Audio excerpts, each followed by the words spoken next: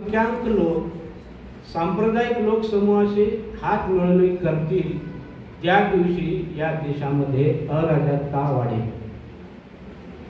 म्हणजे कम्युनिझम येईल, फॅसिझम येईल. फॅसिझम येईल. डायरेक्ट त्यांनी सांगितलेलं आहे की फॅसिझम या ठिकाणी या देशामध्ये येईल. तर फॅसिझम म्हणजे काय की त्याचे अनेक अर्थ आहेत. मी त्या अर्थामध्ये जाणार नाही, तर तुम्हाला सोपा अर्थ मी सांगतो. हम बोले सो काय, आम्हाला जे वाटेल तसं आम्ही करू, त्याला म्हणतात फॅसिझम. आमच्या मनाला जसं येईल तसं आम्ही करू, तुम्हाला काय करायचं ते करा, त्याला काय म्हणतात फॅसिझम. आणि हे समजून घ्यायचं असेल फॅसिझम म्हणजे काय, तर थोडक्यात मी एक उदाहरण आपल्याला देऊ इच्छितो. आणि ते काँग्रेसच्या काळातलं आहे की त्यावेळेस काँग्रेस पार्टी होती, म्हणजे मागचं सांगायला तुम्हाला. आणि त्यावेळेस 80% हिंदू समाज होता, तो काँग्रेस सोबत नव्हता. म्हणून काँग्रेसला या देशामध्ये अराजकता पसरण्यासाठी कठीण झाले होते. म्हणजे काय की तुमचं रिझर्वेशन काढून घेणं, स्कॉलरशिप बंद करणं, उच्च शिक्षणासाठी प्रवेशासाठी अडथळे निर्माण करणं, कोणी जर या देशाविषयी बोलत असेल तर देशद्रोह ठरवणं, हे जे प्रकार आहेत ते काँग्रेसच्या राज्यात घडत नव्हते. कारण पॉलिटिकल मेजॉरिटी जरी त्यांची असली तर सांप्रदायिक मेजॉरिटी त्यांच्यासोबत नव्हती. कोणासोबत? काँग्रेससोबत नव्हती. म्हणजे सगळा हिंदू समाज त्यांच्यासोबत नव्हता. म्हणजे 80% आहे, 40% असेल, 50% असेल, पण पूर्ण 80% हिंदू समाज त्यांच्यासोबत नव्हता. आज काय होते, तर आज जे सत्तेमध्ये आहे त्यांच्यासोबत हे 80% हिंदू समाज आहे. म्हणून आता काय बघतो आपण की हम बोले सो काय, आम्हाला काय वाटायचं आम्ही करू, तुम्हाला काय करायचं ते तुम्ही करा. आणि हे जे सांप्रदायिक समूह आहे तो राजनीतिक समूहासोबत गेल्यामुळे तोंडातून एक शब्द ते बाहेर काढत नाही. करतात का? कारण की त्यांच्यासोबत त्यांनी अलायन्स केलेला आहे पार्टीसोबत, पुण्या BJP सोबत. तर काही जरी देशात झालं तरी ते एक शब्द तोंडातून बाहेर काढत नाही. पेट्रोल वाढलेलं आहे, डिझेल वाढलेला आहे, गॅस वाढलेला आहे, महागाई वाढलेला आहे, बेरोजगार वाढलेला आहे, अन्याय मागासवर्गीयावर अन्याय अत्याचार होत आहे, परंतु एक शब्द तोंडातून ते काढत नाही. आणि आपण पाहतो की काँग्रेसच्या राज्यामध्ये ज्यावेळेस काँग्रेसची पार्टी होती त्यावेळेस त्यांनी 1-1.5 रुपया 2 रुपया या दराने पेट्रोल वाढवलं होतं, तर लोक पूर्ण रस्त्यावर आले होते. स्मृती इराणी आपल्या ते गॅसची टाकी घेऊन आलेल्या होत्या, गॅसचा भाव वाढला होता. काही लोकांनी अमिताभ बच्चननी स्टेटमेंट केलं होतं पेट्रोल वाढल्यानं, त्यांनी सुद्धा त्या ठिकाणी चिंता व्यक्त केली होती त्यावेळेस. आता एक शब्द कोणी बोलतात का? कोणीच नाही. कारण की हे सांप्रदायिक जे समूह आहे ते राजनैतिक समूह म्हणून दिलेला आहे अलायन्स करून, त्याच्यामुळे ते एक शब्द बोलू शकत नाही. आणि आपले तसंच झालेलं आहे मागासवर्गीय. आपले हे जे आपले लोक आहेत ते सुद्धा त्यांच्यासोबत गेलेले आहे राजनैतिक लोकांसोबत, ते सुद्धा एकही शब्द बाहेर काढत नाही. म्हणून आपल्या समाजावर जे अन्याय अत्याचार होत आहे ते आपण बघत आहोत. कोणीच आपला वाली नाही असं आपल्याला दिसून येत आहे. तर ते याच्यामुळे झालेलं आहे की ते त्या समूहासोबत, पॉलिटिकल समूहासोबत ते गेलेलं आहे. आणि बाबासाहेब पुढे जाऊन हेही सांगतात धोका. आणि संविधान लिहून झाल्यानंतर बाबासाहेब म्हणतात की या देशाची शासनकर्ता जाती पंथाच्या वर उठले नाहीत. म्हणजे या देशाचा शासनकर्ता जाती पंथाच्या वर जर उठला नाही तर हे संविधान लयात जाईल व देश त्यावेळेस अडचणीत येऊ शकेल. म्हणजे ही चिंता बाबासाहेबांनी त्यावेळेस व्यक्त केली होती. तर 1-2 मुद्दे मी घेणार आहे आणि फार महत्त्वाचे मुद्दे आहेत. मला वाटते की हे मुद्दे तुम्ही दुसरी कुठं ऐकले नसते, कारण की बाबासाहेबांची जी दूरदृष्टी आहे या सगळ्या मुद्द्यामधून आपल्याला दिसून येत आहे. तर पुढचा मुद्दा आहे थोडक्यात मी घेऊ इच्छितो आणि फार महत्त्वाचा मुद्दा मला वाटते की बाबासाहेबांनी दूरदृष्टीपणा याच्यामध्ये आपल्याला दिसून येतो. बाबासाहेबांना वाटत होतं की या देशामधील लोक राजनैतिक लोकशाही, आर्थिक लोकशाही व सामाजिक लोकशाही ही या ठिकाणी नांदू देणार नाही. तर मग त्याचे काय परिणाम होणार आहे, तर हे अगोदरच बाबासाहेबांनी सांगून ठेवलेलं होतं. परंतु त्यांना असं वाटलं की या लोकांना कसं नियंत्रित ठेवलं पाहिजे, कारण की त्यांना माहीत होतं की इथला जो शासक वर्ग आहे ज्याप्रमाणे संविधानाला बाजूला ठेवून काम करेल हे त्यांना माहीत होतं. मग त्यांना कसं नियंत्रणात ठेवावं म्हणून बाबासाहेबांनी संविधानात फार महत्त्वाचा सिद्धांत त्यावेळेस टाकला, तो म्हणजे checks and balances. Check and balances. जर तुम्ही असं केलं तर त्याला कसं बॅलन्स करता येईल. म्हणजे तुम्ही बुद्धिबळाचा खेळ तुम्हाला माहीत असेल, बुद्धिबळाच्या खेळामध्ये त्या राजाला मारायला जाते त्यावेळेस ते चेक देतं, म्हणजे त्याला ते बॅलन्स करतात, राजाला मारून देते. तर असं हे चेक्स अँड बॅलन्स आहे. बाबासाहेब काय म्हणतात, तुम्ही असं केलं तर त्याला कसं बॅलन्स करता येईल यासाठी बाबासाहेबांनी हा सिद्धांत संविधानामध्ये मांडलेला आहे किंवा याची तरतूद त्यांनी केलेली आहे. बरेच जण असं म्हणतात की बाबासाहेबांनी जे बाहेरच्या लोकांचं, जे फॉरेनच्या लोकांचं जे संविधान आहे त्याची कॉपी केलेली आहे. म्हणजे सरळ सरळ आरोप करतात बाबासाहेबांवर की बाहेरची जी फॉरेनची घटना आहे त्याची त्यांनी कॉपी केलेली आहे. तर मला तुम्ही सांगा की बाहेरच्या घटनेमध्ये, बाहेर देशाची जी घटना आहे अनेक देशाची, त्याच्यामध्ये चेक्स अँड बॅलन्सेस कुठं आहे, तर कोण्याच घटनेमध्ये चेक्स अँड बॅलन्सेस नाही.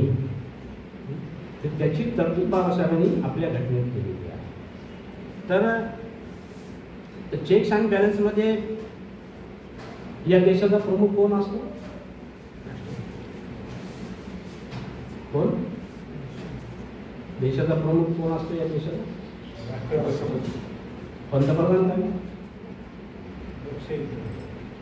पंतप्रधान का नाही, सुप्रीम कोर्टाचा जज का नाही, तिन्ही सेना दलाचे तिन्ही जे अधिकारी आहेत ते का नाही. तर बाबासाहेब असं म्हणतात की या देशाचा प्रमुख कोणीच नाही.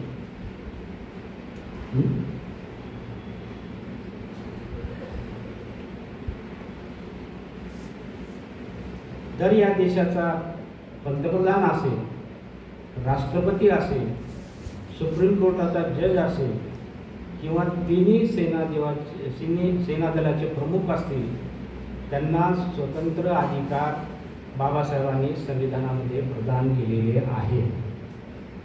आणि यामध्ये कोणीही एकमेकाच्या अधिकारामध्ये ढवळाढवळ करू नये, याला म्हणतात चेक्स अँड बॅलन्सेस. बाबासाहेबांनी प्रत्येकाला वेगवेगळे अधिकार दिलेले आहेत. राष्ट्रपतीला वेगळे अधिकार दिलेले आहेत, पंतप्रधानाला वेगळे अधिकार दिलेले आहेत, जजला वेगळे अधिकार दिलेले आहेत. पंतप्रधानाच्या अधिकारामध्ये राष्ट्रपती हस्तक्षेप करू शकत नाही, राष्ट्रपतीच्या अधिकारामध्ये पंतप्रधान हस्तक्षेप करू शकत नाही, आणि सुप्रीम कोर्टाच्या अधिकारामध्ये राष्ट्रपती व पंतप्रधान हस्तक्षेप करू शकत नाही. समजा जर सरकारने कायदा पास केला तर सुप्रीम कोर्ट त्याला रद्द करू शकतो. तुमची जर संसदमध्ये मेजॉरिटी आहे, आता बहुमत आहे तुमचं, तर तुम्ही पास केलं काय, तुम्ही म्हणजे राज्यसभा आणि लोकसभेने मिळून ते पास केलं आणि तुम्ही पास केलं, तर त्या समजा सुप्रीम कोर्टाला वाटलं की हे जे पास केलेलं आहे ते बरोबर नाही, तर सुप्रीम कोर्टाला अधिकार आहे की ते जे ठराव तुम्ही पास केलेला आहे त्याला रद्द करण्याचा अधिकार सुप्रीम कोर्टाला बाबासाहेबांनी दिलेला आहे. त्याला चेक्स अँड बॅलन्सेस म्हणतात. म्हणजे सुप्रीम कोर्टाला सुद्धा अधिकार बाबासाहेबांनी दिलेला आहे. त्याच्यामध्ये संविधानामध्ये सगळ्याचे अधिकार वेगवेगळे केलेले आहेत व त्यामध्ये कुणीही एकमेकांमध्ये हस्तक्षेप त्यांना करता येत नाही किंवा त्यांनी करू नये, असं बाबासाहेबांनी संविधानामध्ये त्याची तरतूद केलेली आहे. समजा एखादा अधिकारी काही चूक करीत असेल तर त्याला कसं सुधारायचं? तर समजा गव्हर्नमेंटने एखादं बिल पास केलं तर राष्ट्रपती तो रद्द करू शकतो. म्हणजे संसदेनं एकदा बिल पास केलं, राज्यसभेनं आणि संसदेनं, तर त्याला राष्ट्रपती रद्द करू शकतो.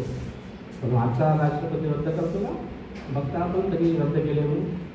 कारण की ते कायदा करण्यासाठी त्यांची राष्ट्रपती सही लागते. जरी यांनी पास केलेलं असेल राज्यसभे आणि विधान आपलं लोकसभेने मिळून खासदार आहे, ते राष्ट्रपतीच्या सहीसाठी जाते. त्यांनी जर सही नाही केली तर ते कायदा पास होत नाही.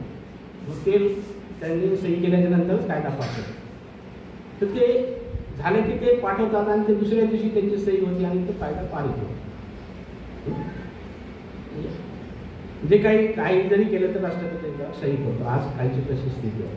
परंतु मला एक उदाहरण आहे माझ्या पाहण्यामध्ये, एकच उदाहरण घडलेलं आहे की त्यावेळेस काँग्रेसचं सरकार होतं, राजीव गांधी पंतप्रधान होते. आणि राजीव गांधीच्या काळामध्ये राज्यसभेने आणि लोकसभेने एक ठराव पास केलेला होता आणि तो ठराव पास करून त्यांनी राष्ट्रपतीकडे पाठवला होता. आणि त्यावेळेस राष्ट्रपती ज्ञानी झैलसिंग होते. आणि ज्ञानी झैलसिंगने काय सांगितलं की मी याच्यावर सही करणार नाही. ज्ञानी झैलसिंगने सही केलेली नाही. आता एवढे राज्यसभेचे म्हणजे निवडून आलेले आणि लोकसभेचे निवडून आले, एवढ्या लोकांनी त्या ठिकाणी ठराव पास केला, पण राष्ट्रपतीला वाटलं की काही बरोबर नाही आणि त्यांनी सही केली, तर ते कायदा तिथं पास झाला नाही. म्हणजे हे लोक काय हे होते, चुकीचं केलेलं होतं काय काय, पण ते राष्ट्रपतीला वाटलं की चुकीचं केलेलं आहे म्हणून त्यांनी सही केली नाही. याला म्हणतात चेक्स अँड बॅलन्सेस. समज फार मोठा हा सिद्धांत आहे हा चेक्स अँड बॅलन्सेस. हे मला वाटतं की थोडंसं तुम्ही याला लक्षात घ्या. फार महत्त्वाचा मुद्दा बाबासाहेबांनी संविधानामध्ये टाकलेला आहे. त्यासोबतच पुढे चेक्स अँड बॅलन्सेसमध्ये बाबासाहेबांनी एक अजून एक मुद्दा टाकलेला आहे, ती म्हणजे एक वित्तीय संस्था आहे, CGA म्हणतात.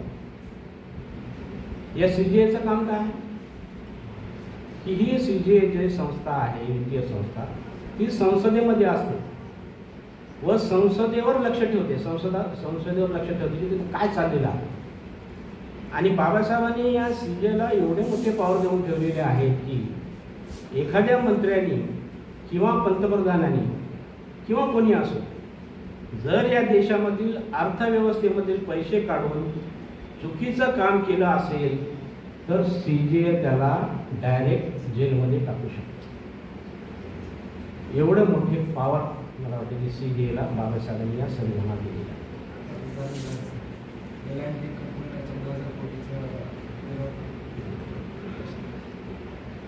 तर म्हणजे आमची लिंक मोठी झाली. तर याचं उदाहरण बघूया आपण की आपण बघतो की लालू प्रसाद यादवला जेलमध्ये टाकले याच्या घोटाळ्यामध्ये.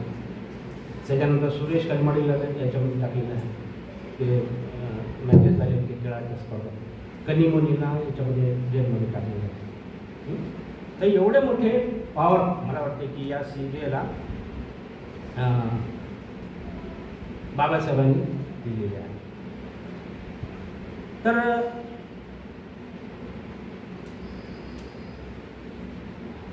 तर मला सांगा की तुम्ही कोणत्या देशामध्ये हे चेक्स अँड बॅलन्सेस आहे, कोणत्या घटनेमध्ये? तर कोण्याच घटनेमध्ये त्याचा समावेश नाही. तर बाबासाहेबांनी आपल्या घटनामध्ये याचा समावेश केलेला आहे. तर बाबासाहेबांना असं का केलं?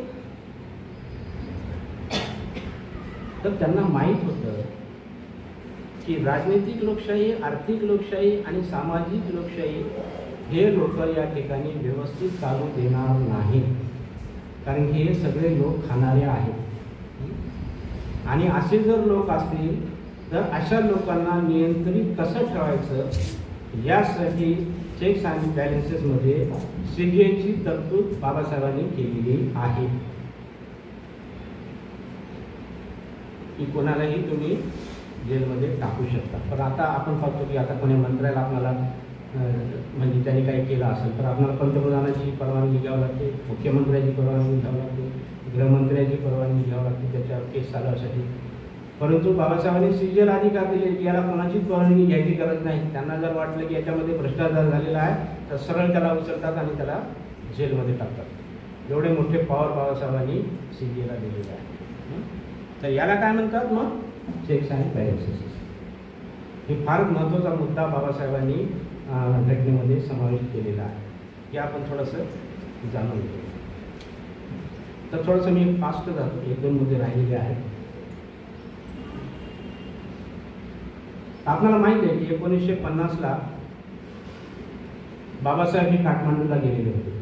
म्हणजे दीक्षा झाल्याच्यानंतर बुद्ध धर्माची दीक्षा घेतली आणि दीक्षा झाल्याच्यानंतर बाबासाहेबांना काठमांडूला बोलवण्यात आलं होतं. आणि त्या ठिकाणी जी बुद्ध धर्माची संगीती भरली होती त्या ठिकाणी बाबासाहेबांचं एक व्याख्यान ठेवलेलं होतं. आणि त्या बाबासाहेबांच्या व्याख्यानाचा विषय होता बुद्धाची अहिंसा. या ठिकाणी बाबासाहेबांना बुद्धांची अहिंसा या विषयावर बोलायचं होतं. परंतु संयोजकांनी ऐनवेळेला त्यांना सांगितले की बुद्धाची अहिंसा याच्यावर नाही बोलायचं तुम्हाला, तर बुद्ध की कार्ल मार्क्स याच्यावर तुम्हाला बोलायचं आहे.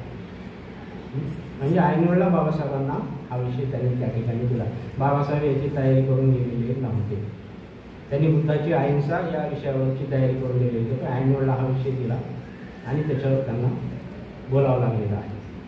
तर का मार्क्स म्हणजे काय, तर साम्यवाद. कम्युनिझम म्हणजे जी फिलॉसॉफी आहे कम्युनिझमची ती मार्क्सनं त्या ठिकाणी निर्माण केलेली होती आणि त्यावर बाबासाहेबांना बोलावं लागलेलं होतं. आणि बोलता बोलता बाबासाहेब त्यावेळेस काय म्हणाले की साम्यवाद हे एक ना एक दिवस या देशातल्या युवा लोकांचं डोकं खराब करेल, हे बाबासाहेबांनी म्हटलेलं आहे. आणि हे म्हणत असताना ते पुढे म्हणतात की एक ना एक दिवस असा नक्कीच येईल की रशियामधील साम्यवाद पूर्णपणे संपुष्टात येईल. म्हणजे रशिया ही साम्यवाद राष्ट्र, कम्युनिस्ट म्हणजे राज्य म्हणजे देश आहे. तर बाबासाहेबांनी भाकीत केलेले आहे की त्या ठिकाणचे नष्ट होईल म्हणजे साम्यवाद. आणि आपण पाहतो 1990ला की रशियाच्या अंतर्गत जेवढे काही छोटे छोटे देश होते, जे कम्युनिटी होते ते त्याच्यापासून वेगळे झाले रशियापासून. पाहतो ना बाबासाहेबांनी 1956ला हे भाकीत केलेलं होतं आणि 1990ला हे आपल्याला दिसून आलं की ते त्याचे तुकडे तुकडे झाले. त्याच्यात अनेक देश आहेत ते त्याच्यापासून अलिप्त झाले.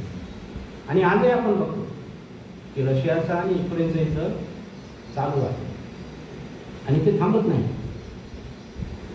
त्याचं कारण काय की त्यांना माहीत आहे की रशिया हा कम्युनिस्ट देश आहे आणि युक्रेन जर सरेंडर झाला कोणाला रशियाला तर त्यांना सुद्धा कम्युनिस्ट व्हावं लागेल. आणि त्यांना कम्युनिस्ट व्हायचं नाही त्याच्यामुळे ते सरेंडर होत नाहीत. कोण? युक्रेन देश. एवढसा छोटासा देश आहे परंतु 2 वर्ष झालं रशियासोबत ते युद्ध करत आहे. त्याचं कारण काय की त्यांना कम्युनिस्ट किंवा साम्यवाद त्यांना व्हायचं नाही तर त्यांना लोकशाही हवी आहे. त्याच्यामुळे ते त्यांना सरेंडर होत नाही.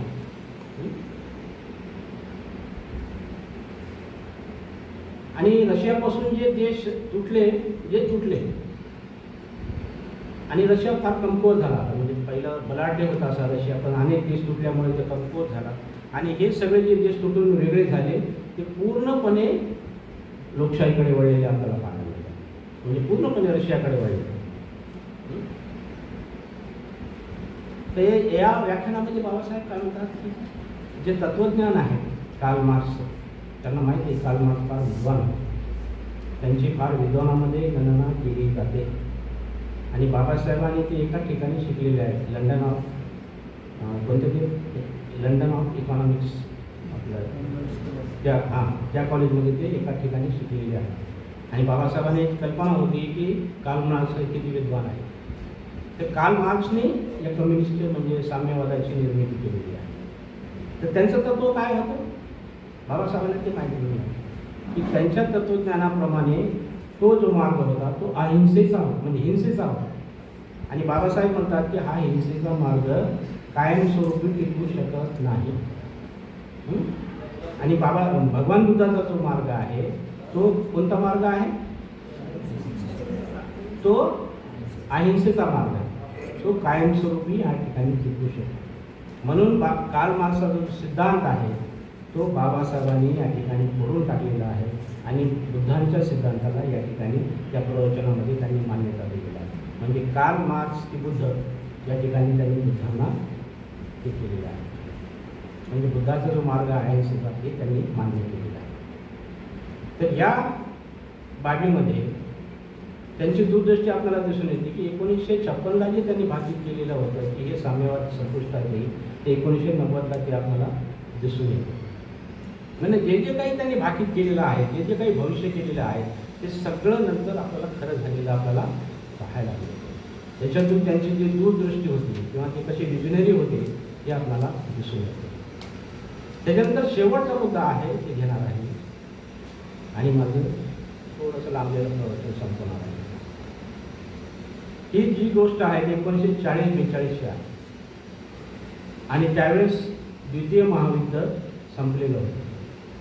जगामध्ये जे द्वितीय महायुद्ध चालू होतं ते संपलेलं होतं आणि भारतामध्ये स्वातंत्र्याचे जे वारे आहेत ते जोरात वाहत होते. त्यावेळेस बॅरिस्टर जिना जे आहे ते मुसलमान लोकांचं नेतृत्व करत होता. बाबासाहेब आहे ते आपल्या अस्पृश्य लोकांचे नेतृत्व करत होते आणि गांधीजी आहे ते पूर्ण हिंदू समाजाचं नेतृत्व करत होते. तर बॅरिस्टर जिना हे गांधीजीकडे गेले आणि गांधीजीला म्हणाले की जर भारत जर स्वतंत्र झाला देश तर आम्हाला वेगळं राष्ट्र द्या. ही मागणी कोणी केली? बॅरिस्टर जिनांनी बाबासाहेबांनी. तो गांधी जी त्यांना म्हणाले कि बैरिस्टर जीना जी आप अलग राष्ट्र मांग रहे हैं तो मुझे बताइए कि आपको किस लिए चाहिए अलग राष्ट्र, कई के लिए चाहिए, किस लिए चाहिए, मुझे बोलिए. तब जीना थोड़ी ऐसे उत्तर नव्हतं की गांधीजी नाही विचारलं तुम्हाला कशासाठी पाहिजे पाकिस्तान वेगळं राष्ट्र, त्याचं उत्तर जीनाजवळ नव्हतं. तर त्यावेळेस बाबासाहेबांनी 1940-42ला एक पुस्तक लिहिलं होतं थॉट्स ऑफ पाकिस्तान आणि त्याची दुसरी जी आवृत्ती आहे ती 1942ला निघालेली होती थॉट्स ऑफ पाकिस्तान. आणि ते पुस्तक घेऊन बॅरिस्टर जीना गांधीजीकडे गेले आणि गांधीजीला म्हणाले की तुम्ही जे वेगळं राष्ट्र काम म्हणजे मी मानत आहे ज्या म्हणून की तुम्ही विचारले कशासाठी पाहिजे, त्याचं उत्तर या पुस्तकामध्ये आहे म्हणजे बाबासाहेबांनी. तर आम्हाला वेगळं राष्ट्र का पाहिजे तर त्या पुस्तकामध्ये आहे बघा ना. तर 1940ला बाबासाहेबांनी सांगितलेलं होतं की मुसलमानांना वेगळं राष्ट्र द्यावेच लागेल. त्याचे कारण त्यांनी सांगितलेले होते. काय कारण आहे की बाबा मुसलमानांना वेगळं राष्ट्र का द्यावं लागेल, त्याच्यामध्ये त्यांनी कारण 3-4 कारणं सांगितलेली आहेत महत्त्वाचे. त्यांची संस्कृती ही भारतीय संस्कृतीशी मॅच होत नाही, एक कारण झालं. दुसरं कारण त्यांनी सांगितलं की त्यांचं खानपान भारतीय संस्कृतीच्या खानपानासोबत मॅच होत नाही. तिसरं कारण सांगितलं की त्यांचा जे पेहराव आहे ते आमच्या पेहरावासोबत मॅच होत नाही. आणि चौथं जे महत्त्वाचं कारण त्यांनी सांगितलं त्यांची धार्मिक कार्यक्रमाची पद्धत आमच्यासोबत मॅच होत नाही. आणि असं जर सांस्कृतिक पातळीवर एवढी भिन्नता असेल तर या दोन लोकांमध्ये नेहमीच वाद होणार आहे आणि म्हणून हे जरुरी आहे की त्यांना वेगळं राष्ट्र द्यावेच लागेल असं बाबासाहेबांचं म्हणणं आहे. आणि त्यांनी एक आट टाकली, असं म्हणत असताना एक आट त्यांनी टाकली की हे करत असताना त्यांनी एक आट काय टाकली की इकडचे जे हिंदू आहेत म्हणजे इकडचे जे मुस्लिम आहेत ते तिकडे जे मुस्लिम राष्ट्र ते बनवतात तिकडे त्यांना टाका आणि तिकडचे जे हिंदू आहेत ते त्यांना इकडे घेऊन जा. अशी जर तुम्ही फाळणी केली